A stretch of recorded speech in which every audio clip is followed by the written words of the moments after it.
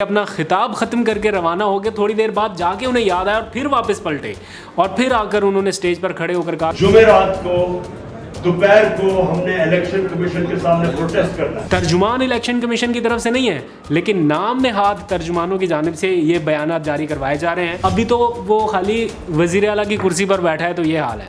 अगर कल को वज़ीर आज़म की कुर्सी पर दोबारा बैठ गया तो क्या होगा।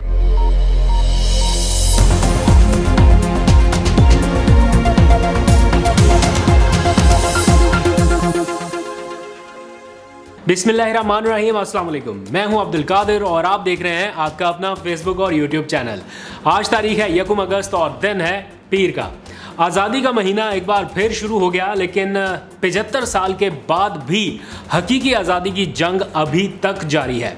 मुल्क की सियासत में थोड़ा सा ठहराव जो आपको देखने में मिला एक आध दिन में, अब दोबारा से हलचल आपको देखने को सुनने को मिलेगी, क्योंकि एक तरफ है इलेक्शन कमीशन ऑफ पाकिस्तान जो कि फॉरेन फंडिंग या ममनुआ फंडिंग केस के हवाले से फैसला देने वाला है। उनका फैसला महफूज हो चुका है। और दूसरी तरफ चेयरमैन पीटीआई इमरान खान है, जिन्होंने रेफरेंस तैयार कर लिया है। आपसे कुछ देर पहले की ये अपडेट है, डेवलपमेंट है कि रेफरेंस तैयार हो गया। एक तरफ फैसला, दूसरी तरफ रेफरेंस। तो मुल्क की सियासत में फिर से हलचल हो सकती है। मुमकिन तौर पर क्या फ़ैसला आ सकता है और क्या पाकिस्तान की सियासत में हलचल हो सकती है, इसके ऊपर बात करनी है। आप लोगों ने भी बड़ी गहरी नज़र रखी हुई है इन सारे मामलात के ऊपर। ट्विटर खोलो, सोशल मीडिया खोलो, यूट्यूब, कहीं पे भी चले जाओ, आप पाकिस्तानी बड़े ज़बरदस्त अंदाज में अपना केस, अपना मुकदमा, अपनी आज़ादी का मुकदमा लड़ते दिखाई दे रहे हैं। ऐसा शऊर, ऐसी मुहिम जो सोशल मीडिया के ऊपर इन दिनों चल रही है, ये पहले कभी नहीं देखी। लोगों का इतना बराह रास्त इन्वॉल्वमेंट बहुत कम पहले देखा था, लेकिन अब बहुत ज़्यादा है, क्योंकि अगले 10 दिन बहुत ही ज़्यादा अहम हो सकते हैं। इसलिए कि हमारे जो रिपोर्टर हैं इलेक्शन कमीशन को कवर करने वाले जाहिद मशवानी साहब, आज उनसे थोड़ी देर पहले बात हुई। उन्होंने बल्कि ब्रेकिंग न्यूज़ भी फाइल की कि इलेक्शन कमीशन ने ममनुआ फंडिंग केस के हवाले से फ़ैसला महफूज कर लिया और इसे कल यानी 2 अगस्त सुबह 10 बजे अनाउंस किया जाएगा। इस हवाले से इलेक्शन कमीशन ऑफ पाकिस्तान ने ऑफिशियली अपनी वेबसाइट पर भी बयान जारी कर दिया है और ज़राए के हवाले से, यानी ज़राए से मंसूब करके कुछ बयानात जारी करवाए जा रहे हैं, जिसमें जो ज़ुबान इस्तेमाल की जा रही है, मैं कुछ ही देर में वो आपके सामने रखूंगा कि किस तरह से अपने नाम नेहाद तर्जुमानों के जरिए बयानात दिलवाए जा रहे हैं और उन बयानात में क्या कहा जा रहा है वो भी आपको बताऊंगा। मशवानी साहब से अभी मेरी बात हुई कि पॉसिबल सख्त से सख्त फैसला क्या आ सकता है, और पार्टी के कुछ जिम्मेदारान से भी बात हुई कि वर्स्ट केस सिनेरियो क्या हो सकता है। तो आप लोगों के जहनों में भी सवालात होंगे, उस पर भी बात करनी है। लेकिन थोड़ी सी बात पहले इमरान खान की ज़ेर सदारत होने वाले नेशनल काउंसिल के इजलास के हवाले से। आज तकरीबन 3 बजे से लेके 5:30-6 बजे तक ये इजलास जारी रहा। मैं खुद भी वहाँ पर मौजूद था इजलास की कवरेज के लिए। आज पार्टी के आइन में कुछ तब्दीलियों का आगाज़ किया गया, यानी पार्टी आइन में तरामीम की गई हैं। सूबों को, रीजन्स को ज़्यादा पावर्स दे दी गई हैं, ख़ुद मुख्तार किया गया। उन्हें बहुत सारे मामलात के हवाले से शिकायत थी, तो एक तरह से पार्टी के अंदर जमहूरियत का जो निज़ाम है उसको मजबूत किया गया। और जो सबसे अच्छी बात, इमरान खान साहब की जो तकरीर थी वो आधी से ज़्यादा तो इन्हीं मामलात के हवाले से थी, लेकिन उससे अगला हिस्सा जो था, अगर आपको मौका मिले तो रिपीट में ज़रूर सुनिएगा। बहुत ही कॉम्प्रिहेंसिव वो स्टेटमेंट जो उनकी तरफ से आनी चाहिए थी वो उन्होंने दी। उसके कुछ पॉइंट्स जो मुझे बहुत पसंद है, ख़ासतौर पर एक ऐसा मौका उन्होंने बताया कि इक़्तिदार से निकलने के बाद वो कौन सा लम्हा था जब वो बहुत ज़्यादा खुश हुए, जो उनकी खुशी का दिन था। और साथ ही एक चीज़ बड़ी ज़बरदस्त उन्होंने कही कि एक चीज़ शुरू करते हैं, अभी से शुरू करते हैं कि जिसका जीना मरना पाकिस्तान में नहीं है, जिसके बैंक अकाउंट्स पाकिस्तान में नहीं, जिसकी दौलत पाकिस्तान से बाहर है, वो पाकिस्तान पर हुक्मरानी का हक़ नहीं रख सकता, उसे हक़ नहीं होना चाहिए। मुल्क की सतह पर तो उनके पास इख्तियार नहीं है, वो बाकी मामलात बाद में कर सकते हैं, लेकिन आगाज़ उन्होंने अपनी पार्टी से कर दिया। यानी पीटीआई का इक़्तिदार पार्टी की सतह पर वो किसी ऐसे शख्स के पास नहीं जा सकता ताहियात जब तक ये पार्टी है, अनटिल अनलेस के उस शख्स के सारे असासे इस मुल्क के अंदर ना हो। इससे मुश्किल मरहला अभी आने वाला है और रुकावटें बहुत सारी देखने को मिलेंगी, क्योंकि जो फॉरेन फंडिंग केस है इसके ऊपर सबकी नज़रें हैं। उन सब की नज़रें ख़ास तौर पर हैं जो इमरान खान को अपनी जीत की राह में रुकावट समझते हैं, अपनी चोरी बचाने की राह में रुकावट समझते हैं, अपने इक़्तिदार की राह में रुकावट समझते हैं, उन सब का अब जोर सिर्फ़ और सिर्फ ममनुआ फंडिंग केस के फैसले के ऊपर है। पूरा जोर इलेक्शन कमीशन के ऊपर डाला जा रहा है और डालने की ज़रूरत भी नहीं है। इलेक्शन कमीशन तो खुद दबाव का शिकार है। जिस तरह से इमरान खान साहब ने उनके ख़िलाफ़ एक भरपूर मुनज़्ज़म किस्म की कैंपेन लॉन्च कर रखी है और मुल्की सतह पर एहतजाज का आज उन्होंने ऐलान किया। जब नेशनल काउंसिल का इजलास ख़त्म हुआ, इमरान खान साहब वो इजलास ख़त्म करके अपना खिताब ख़त्म करके रवाना हो गए। थोड़ी देर बाद जाके उन्हें याद आया और फिर वापस पलटे और फिर आकर उन्होंने स्टेज पर खड़े होकर कहा कि जुमेरात को हम इलेक्शन कमीशन के ख़िलाफ़ एहतजाज करने जा रहे हैं। आज कुछ इतलात ऐसी भी आ रही थी कि इमरान खान साहब ने गुज़िश्ता रोज़ जो फ़ैसला किया कि जुडिशल रेफरेंस जो इलेक्शन कमीशन और उनके चीफ़ इलेक्शन कमिश्नर के ख़िलाफ़ लाया जा रहा है, इतलात ये उड़ाई जाने लगी कि इमरान खान साहब को पसे पर्दा कोई पैगाम दिया गया है और वो जुडिशल रेफरेंस के फ़ैसले से दस्तबरदार होने वाले हैं। लेकिन आज फवाद चौधरी से इस हवाले से बात हुई तो उन्होंने कहा कि रेफरेंस तैयार हो चुका है, अब हम उसके साथ कुछ एविडेंस जो है एविडेंसेस लिंक कर रहे हैं, मुंसलिक कर रहे हैं और फिर हम जुडिशल रेफरेंस दायर कर देंगे। इसका मतलब है कि जुडिशल रेफरेंस के फैसले से पीटीआई पीछे नहीं हटी। उसके सोने पर सुहागा ये कि दोनों असम्बलियों में, खैबर पख्तूनख्वा में कल और पंजाब में आज करारदाद पास कर दी गई है कि जनाब चीफ इलेक्शन कमिश्नर पर एतमाद नहीं है और जुम्मे के रोज़ एहतजाज की आज बाकायदा कॉल भी दे दी गई है। ऐसे में इलेक्शन कमीशन की तरफ से ज़राए के नाम पर क्या खबरें जारी करवाई जा रही हैं मैं आपको बता देता हूं। अभी मेरे पास उनकी सारी डिटेल लिखी हुई है, एग्जैक्ट कोट एंड कोट मैं वर्ड आपको बता देता हूं ताकि आपको थोड़ा पता चले। ये तर्जुमान इलेक्शन कमीशन की तरफ से नहीं है, लेकिन नाम नेहाद तर्जुमानों की जानिब से ये बयानात जारी करवाए जा रहे हैं और दबाव डालने की कोशिश हो रही है। और ये क्या लफ्ज़ यूज़ किया जा रहा है आप ज़रा सुनिए।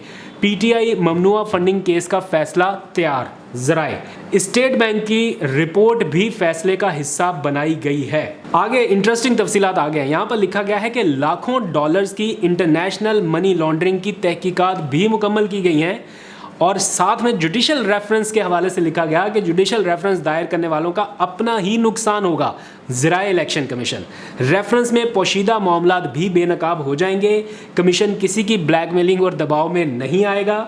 इलेक्शन कमीशन की कोई सियासी जमात फेवरेट है ना कोई नॉन फेवरेट। और एक और रिलीज़ भी जारी कराई जा रही है कि अगर जुडिशल रेफरेंस दायर हुआ और वो पार्टी इल्ज़ामात को साबित ना कर सकी तो फिर नाअहली की जो सज़ा है वो ताहियात नाअहली हो सकती है। इमरान खान साहब को बराह रास्त एक तरह से बताया जा रहा है, बिलवास्ता बताया जा रहा है कि अगर आप जुडिशल रेफरेंस लाएंगे तो आपके ख़िलाफ़ ताहियात नाअहली की कार्रवाई भी हो सकती है। और जैसे ही इमरान खान साहब अब प्रेशर बिल्ड करना शुरू हुए इलेक्शन कमीशन पर, साथ ही ये खबरें आ रही हैं कि इलेक्शन कमीशन ममनुआ फंडिंग केस का फैसला सुना सकता है। जो पार्टी के जिम्मेदारान हैं जिनसे आज मेरी अभी थोड़ी देर पहले बात हुई कि मैक्सिमम क्या हो सकता है, उन्होंने कहा कि अगर ये होता फॉरेन फंडिंग फिर तो पार्टी बैन हो सकती थी, लेकिन इलेक्शन कमीशन तहकीकात के दौरान अपनी ही समाअत में कह चुका है कि ये फॉरेन फंडिंग नहीं है। इसलिए जो उसका आर्टिकल है जिसके तहत ये सारी तहकीकात हो रही हैं ये ममनुआ फंडिंग के हवाले से हो रही हैं और ममनुआ फंडिंग में ज़्यादा से ज़्यादा सज़ा ये हो सकती है कि जितनी ममनुआ फंडिंग इलेक्शन कमीशन कहे कि इतनी ममनुआ फंडिंग हुई है उतना जुर्माना पार्टी पर आयद हो सकता है। ये मौक़िफ़ है पीटीआई के कुछ ऑफिशियल लोगों का जो इन मुलाकातों में शरीक रहे हैं।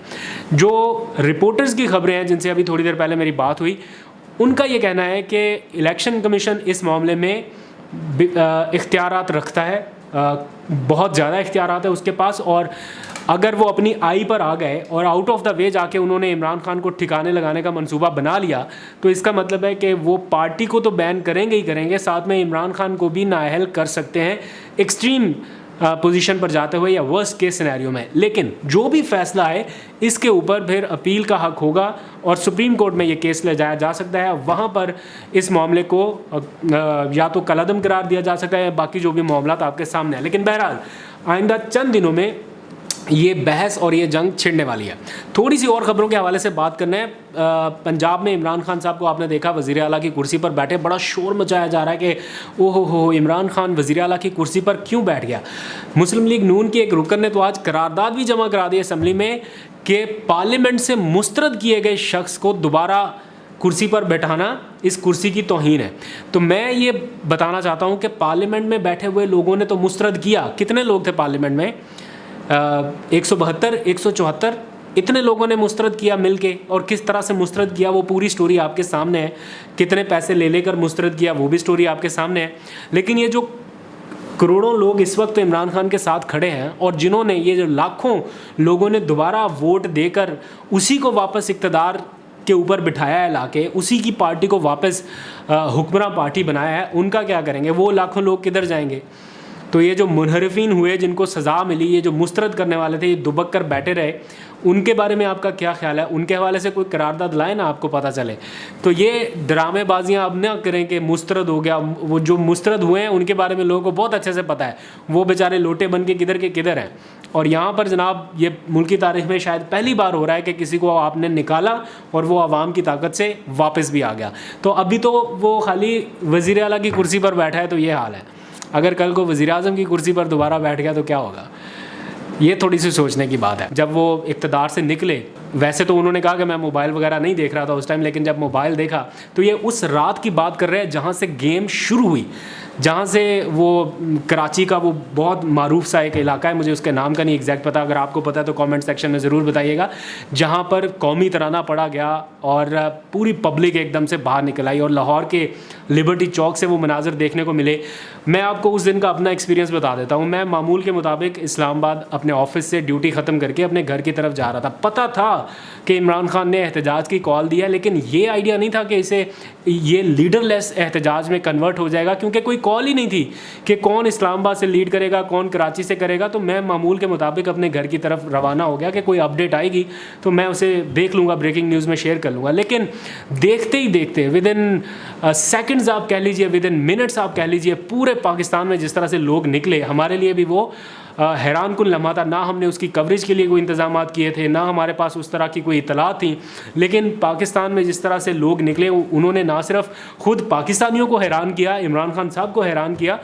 ओवरऑल भी एक बड़ा मैसेज लाउड एंड क्लियर गया कि नहीं भाई, गेम उल्टी हो गई। अब इमरान खान का जो बयानिया है वो जड़ों तक पहुंच गया। वो पहला मौका था, वो पहला लम्हा था, वो स्टार्टिंग पॉइंट था जहां से इस हकीकी आज़ादी की जंग का एक तरह से आगाज़ हुआ, और इमरान खान साहब को एक होप मिली कि अब अवाम उनके साथ हैं, और ये सिलसिला फिर ज़िमनी इंतखाबात में कामयाबी तक जारी रहा। लेकिन इस सारे प्रोसेस के दौरान मामला अभी रुका नहीं है। ये जो जीत उन्होंने पंजाब में हासिल की है, एहतसाब का अमल हो गया शुरू, बहुत शोर मचा लिया, बहुत वो आपने रियासती ताकत का इस्तेमाल कर लिया।